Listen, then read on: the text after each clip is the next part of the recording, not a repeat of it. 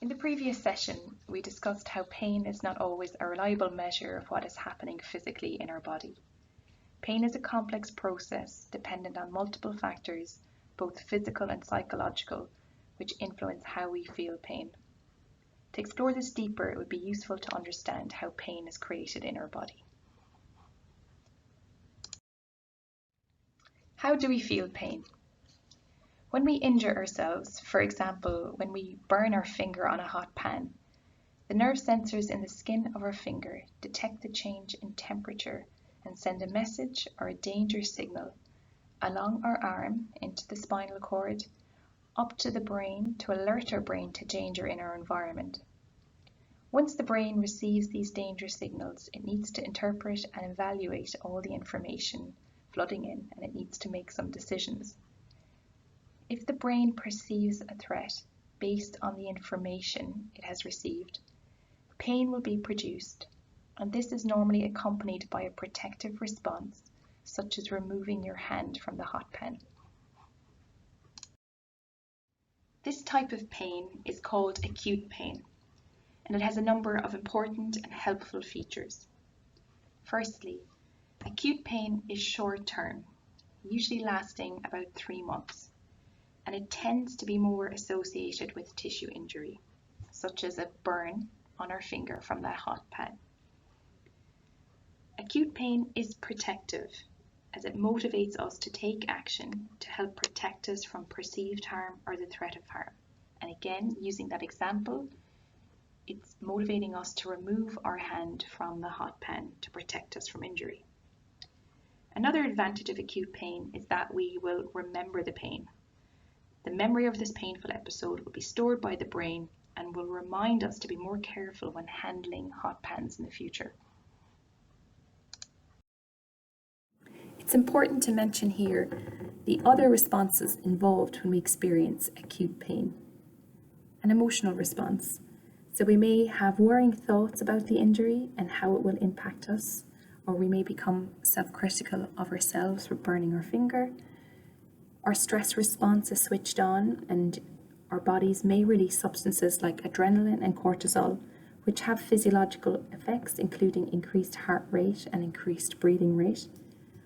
This stress response is known as our fight or flight response.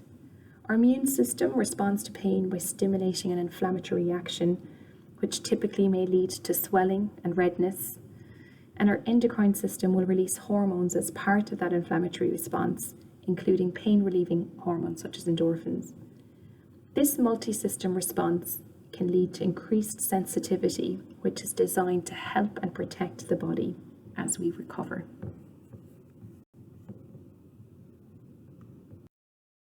Summarize. Acute pain is pain that can last up to 3 months.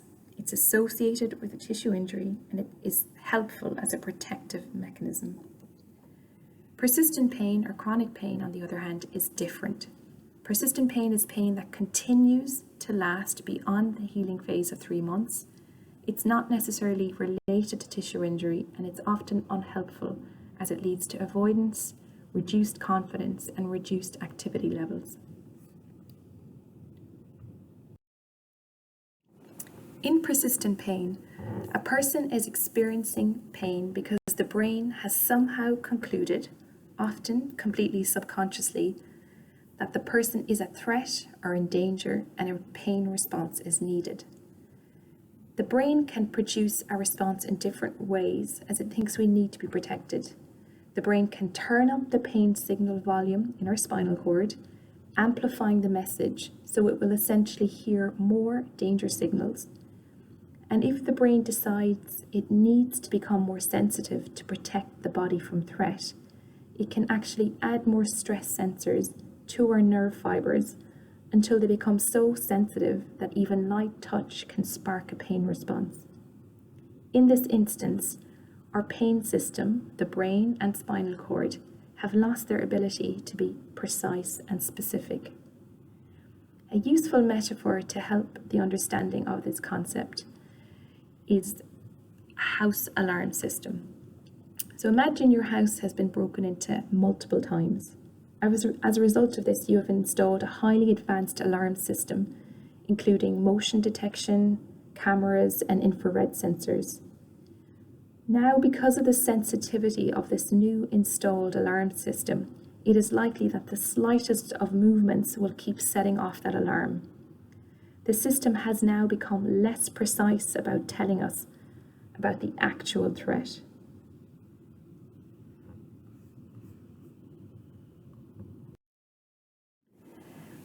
Our experience of pain is influenced by so many factors that it's important to realize that even thoughts, beliefs, and opinions about pain can cause the brain to pay more attention, like the house alarm on high alert. This is why learning about pain, our environment, context, and opinions, and knowing that you are safe and strong can help decrease pain and turn down the volume. There is unfortunately no off switch for persistent pain, and the research is still investigating the best ways to turn down the volume in the nervous system. However, we do know that many things contribute to the nervous system being hypersensitive, and there are many tools we now have which can help you to manage your pain and reduce its intensity.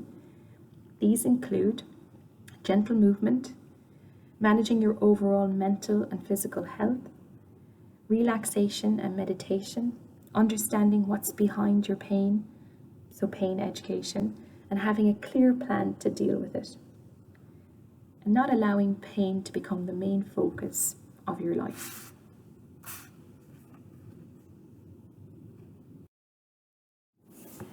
Key points to take away from this session is that acute pain and persistent pain are very different and require a different management approach. Pain is a complex process and it is a multi-system response. All pain experience is a normal response to what your brain judges to be a threatening situation. How much pain you feel is related to the sensitivity of your nervous system, not necessarily the amount of injury.